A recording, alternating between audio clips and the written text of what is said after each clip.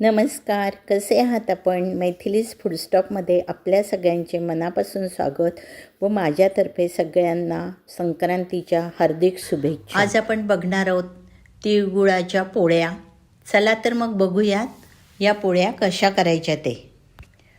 Normal वाटीनं 2 वाट्या तीळ आपण घेणार आहोत तिळगुळाच्या पोळीसाठी. अर्थात गावरान मिळाले तर फारच छान, नाही तर जे मिळतील ते घ्यायचे. मंद आचेवर आपल्याला हे तीळ भाजून घ्यायचे. तीळ लवकर भाजले जातात, त्यामुळे त्यांना सतत हलवत राहून ते भाजायचे आहेत. गुलाबी रंग येऊस्तपर्यंत आणि त्याचा खमंग वास सुटेस्तोपर्यंत आपल्याला भाजून घ्यायचे आहेत. असं एकसारखं हलवल्याने सगळे तीळ सारख्या प्रमाणात भाजले जातात. छान खमंग तीळ आता भाजले गेलेले आहेत, तुम्ही इथे बघू शकता.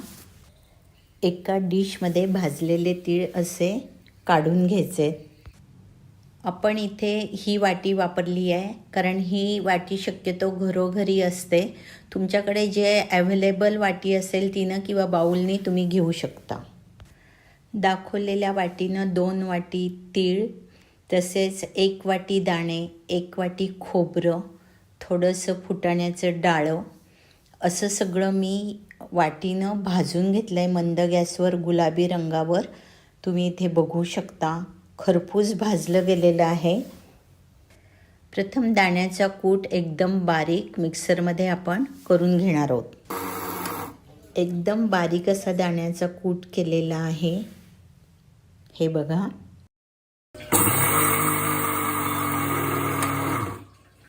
तिळाचा कूट पण आपण बारीक केला आहे. आता भाजलेल्या खोबऱ्याची पूड करून घेऊया. ती पटकन होते, त्यामुळे थांबत फिरवायचं आहे मिक्सर. 2 चमचे भाजलेली खसखस आहे, तिची आता पूड करून घेऊयात. साधारण किती वाटी होत आहेत ते बघायचं आहे आपण मोजून, म्हणजे अंदाज बरोबर होईल. साधारण हे शिगोशिक भरलेल्या 4 वाट्या भरून आपलं सारण झालेलं आहे. तर आपण साधारण तेवढाच, किंवा जर कमी गोड आवडत असेल तर थोडा कमी असा गूळ मोजून घ्यायचा आहे. 4 वाटीला 4 वाटी मी घेतला आहे गूळ इथे. 2 कलरचा, एक पिवळ्या रंगाचा आणि एक ऑर्गॅनिक थोडा ब्राऊन कलरचा, असे दोन्ही मिळून मी घेतलेत. ॲक्च्युली गूळ तुम्ही किसून घेतला तर खूप सोपं पडतं. किसणीला थोडंसं तेल लावून घ्यायचं, म्हणजे गूळ किसताना चिकटत नाही. इथे मी थोडा कंटाळा केला आहे, तो असा मी चिरून घेतला आहे. तीळ, दाणे, खसखस, खोबरं, डाळं, तसंच वेलची आणि जायफळाची पूड सगळं एकत्र करून त्या गुळात घालून ते मळून घ्यायचं आहे. किसला गूळ की एवढा त्रास होत नाही. आता मी हे परत सगळं मिक्सरवर एकदा काढणार आहे. मिक्सरवर काढल्यानंतर एकदम सुंदर असं सारण तयार झालं आहे. एकदम मऊ झालेलं आहे, अजिबात गाठी राहिलेल्या नाही आहेत त्याच्यात. तुम्ही बघू शकता रंगही छान आला आहे आणि जायफळ आणि वेलदोड्याचा वासही छान लागला आहे. तुम्हाला जर किसायचं पण नसेल आणि गूळ चिरायचा पण नसेल तर तुम्हाला अजून एक टीप मी इथे देते, की तुम्ही सगळा जो काही गूळ आहे तो मायक्रोमध्ये 30 सेकंद गरम करून घ्या. पूर्ण वितळल्यानंतर ह्या सगळ्या पुडी त्याच्यात मिक्स करून तुम्ही असं कालून घेऊ शकता. हे बघा, खूप छान तयार झालेले आहेत. आता लिंबाच्या आकाराचे आपल्याला असे गोळे तयार करून घ्यायचे आहेत. तर सगळ्या सारणाचे असे गोळे करून घ्यायचे, म्हणजे मग पोळी करताना आपला वेळ जाणार नाही.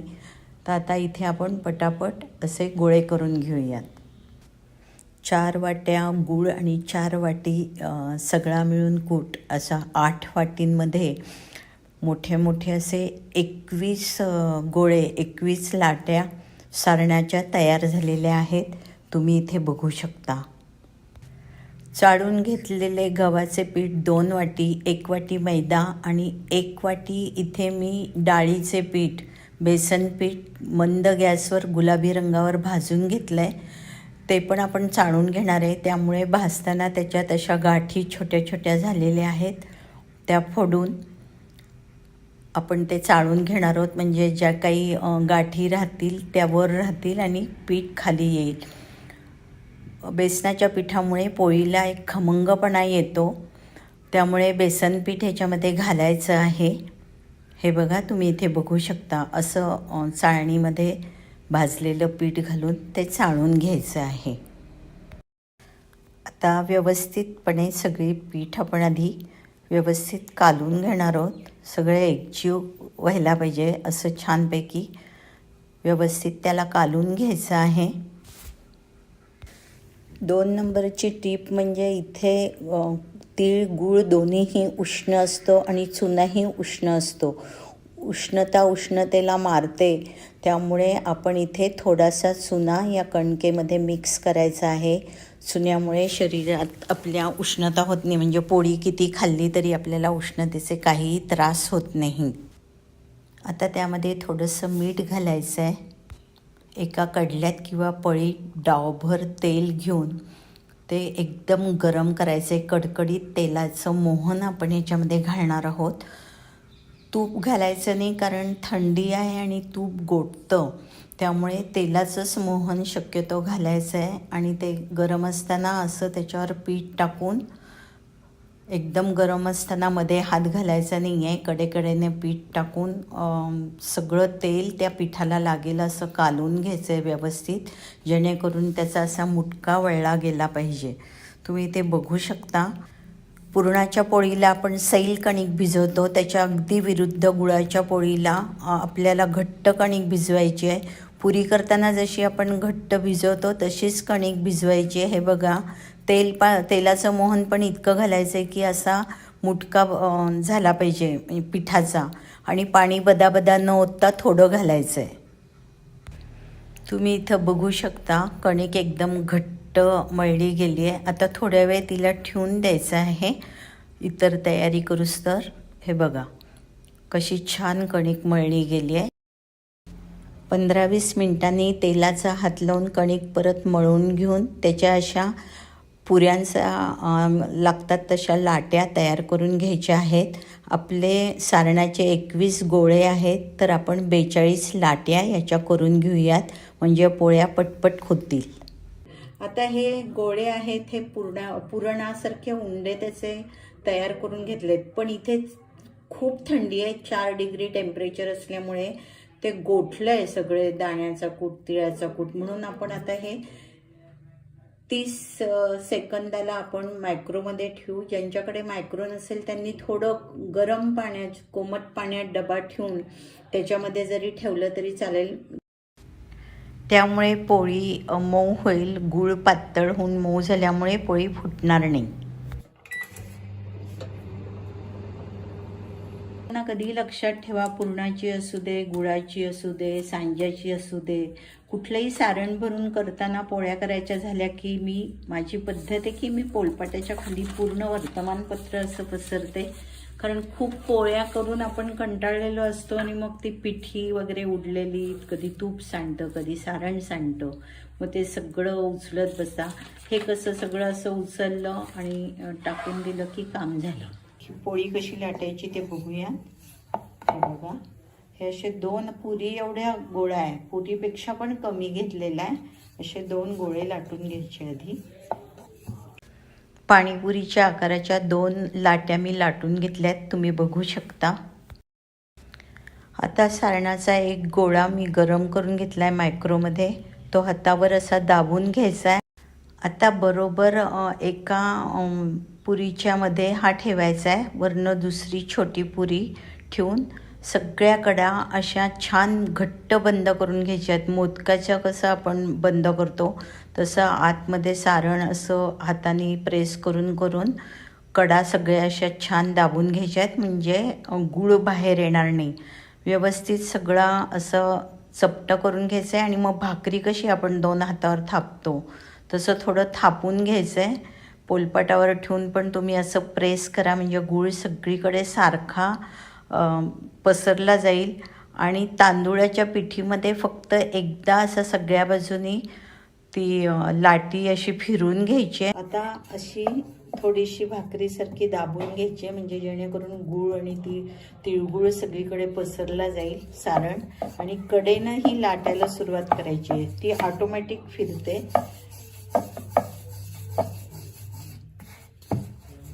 थोडासा जोर द्यावा लागतो. तुम्ही बघू शकता इथे सारण अगदी सगळीकडे पसरते आपल्या पोळीच्या. मी थोडा उंडा जास्त का घेते, कारण तुम्ही ना करंज्याच्या कातण्याने तुम्ही कडा कापून अगदी घेऊ शकता. शक्यतो शेवटपर्यंत सारण जातं नाही असं नाही, तरी पण आपल्याला अगदीच कडा थोड्याशा जरी आलेल्या नको असतील आणि आपल्याला पाहिजे तितकी पातळ आपण लाटायची आहे. आमच्याकडे पातळ आवडतात एकदम, त्यामुळे मी हे बघा वरनं अजिबात पिठी लागलेली नाही आहे, त्याला एकदम छान लाटली गेली आहे पोळी. वाटलं आपल्याला एखाद्या बाजूला जाड आहे तर तिथून लाटून घ्यायचे. तुम्ही ते बघू शकता किती पातळ, एकदम पातळ लाटली गेली आहे पोळी, अगदी सुंदर. आता गॅस मंद ठेवायचा आहे. तवा जरा तापू द्यायचा आहे. तवा गरम झालेला आहे छान. त्याच्यावर आपण लाटलेली पोळी टाकायची आहे. तुम्हाला जर सवय नसेल तर उलटण्याने तुम्ही उलटा, कारण गूळ तापला की त्याचा चटका बसतो. त्यामुळे एकदा पोळी टाकल्यावर मंद गॅसवर आपण तिला भाजायचं आहे. जरा ती खालनं भाजली गेली की तिचा थोडा रंग बदलतो आणि वर असे छोटे छोटे छोटे छोटे फोड आल्यासारखं दिसतं. तेव्हा हळूच बाजूनी वर उचलून बघायची आहे भाजली की नाही, आणि मगच तिला पलटी करायची आहे. हे बघा, तुम्ही इथे बघू शकता. मी हातानेच, मी उलटणं वापरतच नाही.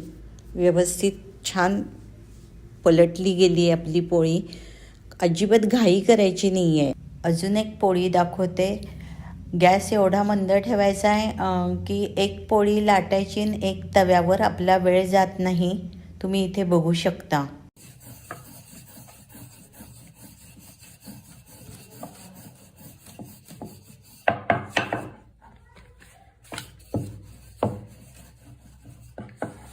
एकदा आपण बुडून घेतली पिठामध्ये तांदूळाच्या की त्याला परत अजिबात पीठ लावावं लागलेलं नाही. तुम्ही बघू शकता इथे अगदी पातळ, व्यवस्थित आणि खूप मोठी पोळी आपली तयार झालेली आहे.